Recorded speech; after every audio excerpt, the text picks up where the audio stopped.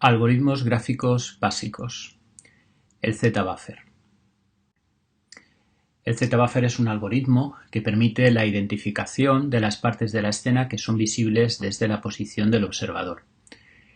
GL lo implementa por defecto, por lo tanto no lo vamos a programar, aunque el cálculo de la profundidad puede modificarse en un fragment shader y se puede utilizar en otras etapas. De hecho, necesitamos comprender bien cómo funciona este mapa de profundidad que se genera como resultado porque es útil para otros procesos. Por ejemplo, lo vamos a utilizar en el cálculo de sombras.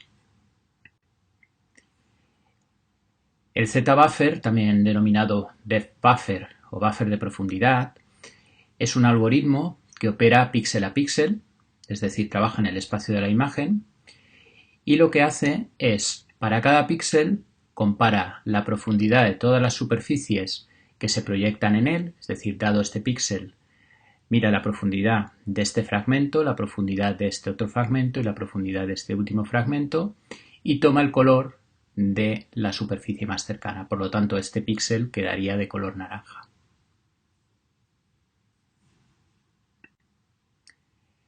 Para ello utiliza dos buffers o matrices del tamaño de la resolución en píxeles.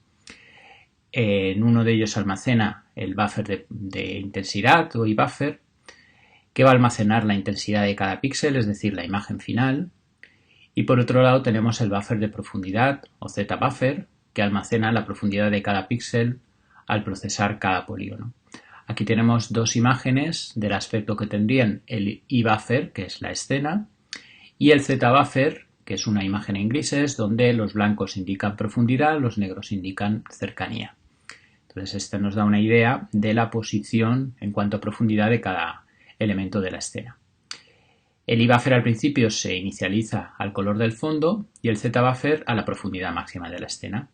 Y a continuación se va procesando cada polígono, calculando la profundidad de cada punto asociado a cada píxel, de forma que si esa profundidad es menor que la almacenada, se sustituye por ella y se actualiza la intensidad. Vamos a verlo con detalle. Aquí tenemos el algoritmo. En esta primera parte de aquí inicializamos para cada píxel el Z-Buffer y el iBuffer. El Z-Buffer se inicializa siempre a la profundidad máxima y el iBuffer a la intensidad del fondo. Y a continuación se va procesando cada uno de los polígonos. Y dentro de cada polígono, cada parte de ese polígono que se proyecta sobre el píxel XY. De manera que calculamos la profundidad de ese píxel sobre la superficie P, sobre el polígono P. Ahora veremos cómo hacemos ese cálculo.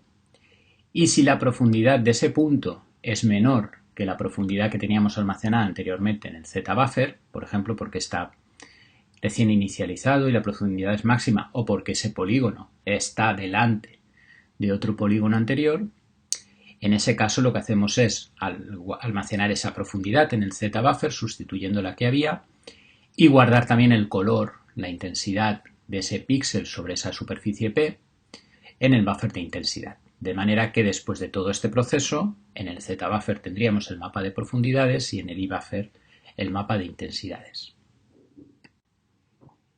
Veamos cómo se calcula la profundidad.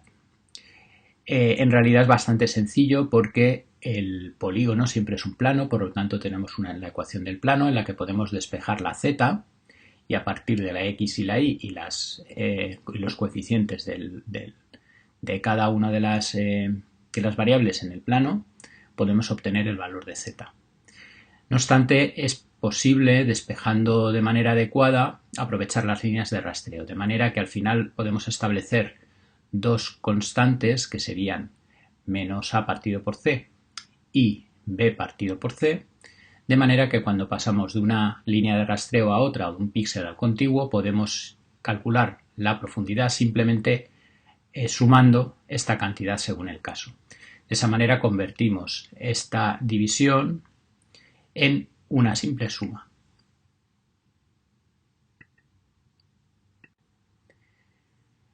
¿Qué ventajas tiene el Z-Buffer?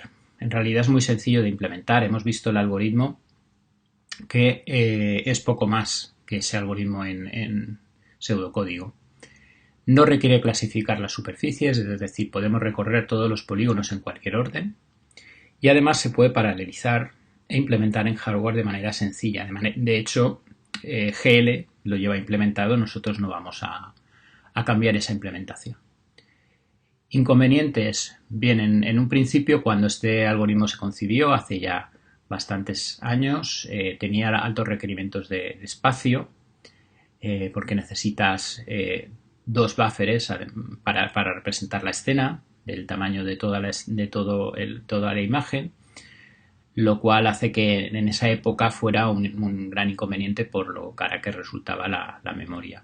Hoy en día la verdad es que es poco importante esta restricción, porque tenemos normalmente suficiente memoria como para calcular imágenes de alta precisión. En todo caso, si necesitáramos una